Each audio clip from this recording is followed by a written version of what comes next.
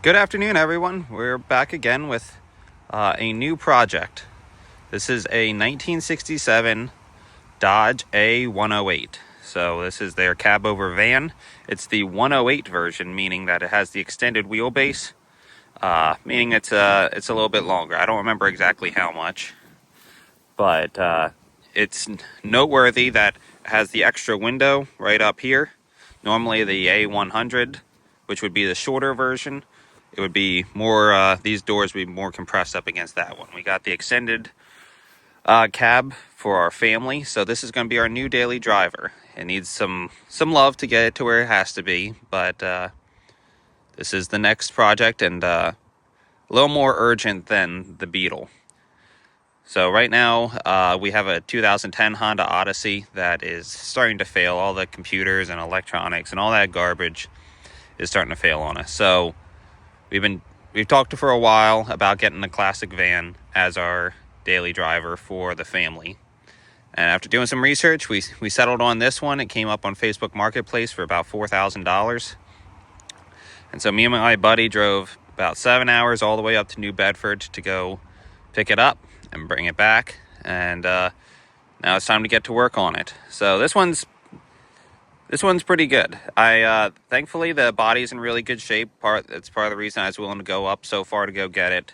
It has a lot of additional things that have been done to it, like these extended wheel fenders, the fin up top, and this undercarriage, or this lowering kit on the front. All of that fiberglass stuff is coming off. If you take a closer look at it, a lot of it has started to crack from the Bondo up in here. Some of this damage was done by us as we were driving it home, but you can see, I mean, back in here, this is just getting old. Whoever did it did a really nice job, but its time has come.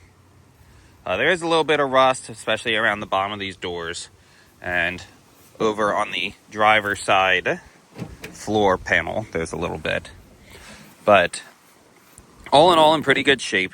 We're going to gut the whole interior. The previous owner had decided to make it into a trippy hippie van, and that's just not quite our style.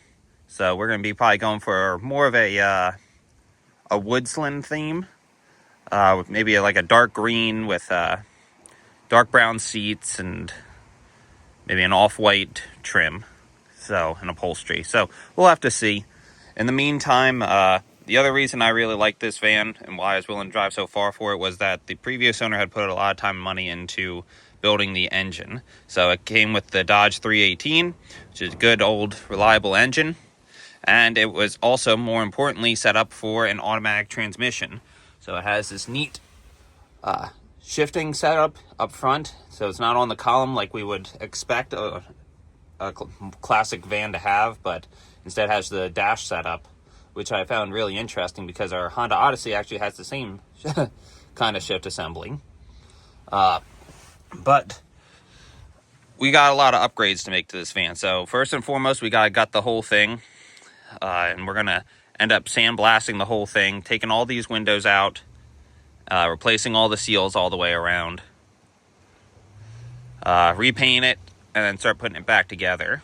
We also got a little bit of body work up here. The previous owner had put in a sunroof, which was neat in theory, but in the heavy winds that recently passed through, it was cracked and fell off and damaged.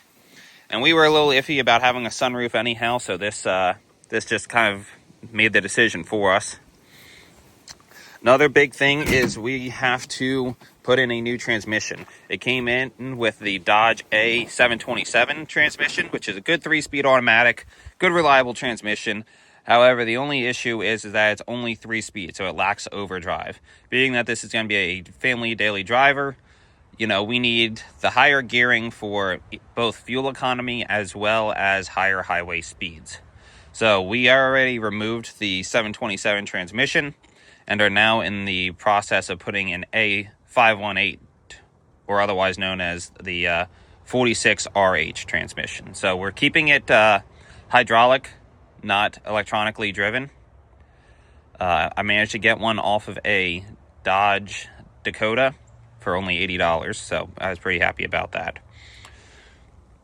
I'm going to try and document this build pretty well, just so if there's anyone else that wants to do a similar kind of setup for their family, they're tired of the electronics, then they'll have an idea of what they're getting into. So I'll do another video going over the budget and a more detailed account of what I think it's going to cost, as well as just documenting where all the money went. So my rough estimate for this project, including the purchasing of the van, is going to be somewhere probably in the $10,000 to maybe $11,000 range. And a big part of that is actually going to come from just installing the AC system alone. So something I've definitely realized as I'm going through my research is that the AC can get pretty expensive pretty quick. So this van is big enough that it's going to require a dual AC system. So I'm going to end up having an AC system that cools the rear end of the van somewhere back in here, as well as one that's going to work as the defrost and the whole 9 yards as well. It's going to be an integrated heat and air system. So what's going to happen is that I'm going to need condenser, compressor, brackets, hoses, and 2 evaporator units, which are what's going to actually be mounted inside the van to distribute the heat and the air. Anyway, when we get closer to that, I'll document that. However, I've never messed around with AC systems, so this will definitely be a new adventure for me. So, the other thing is, you'll notice that this van currently has a severe lack of actual seats. This was set up originally as a camper van. I'm going to guess that this was actually a factory build, because all the upholstery is still tucked in underneath the window trim. You can't see it real good there because I already pulled it out. But over here, you can see it a little bit better. It's tucked in behind. So either the previous person who did the camper build did a really, really good job, and but I tend to think that that's unlikely. I mean, the seats even have original matching fabric, so I'm going to guess that this was a factory camper build.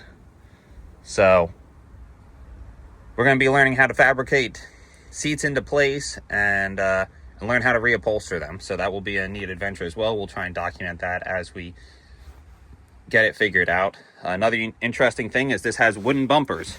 So this was not a normal factory option from anything that I found. However, it was a common mod at the time because people liked it, I guess. We also have these wooden running boards, which are pretty interesting. I don't see any... You can see brackets on here where they used to be mounted at some point in time. I don't see those brackets in this build or with any of the parts, so we'll have to fabricate something there.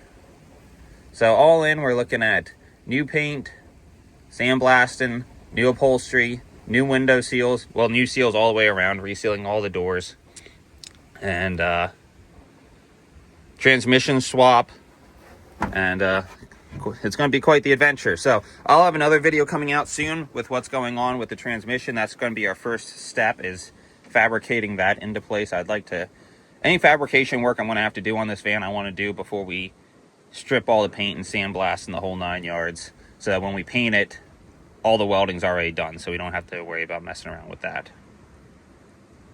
So I'll keep you posted on this adventure. Any thoughts or questions or ideas, please reach out and give me a call. So keep following the channel. Thank you. Bye-bye.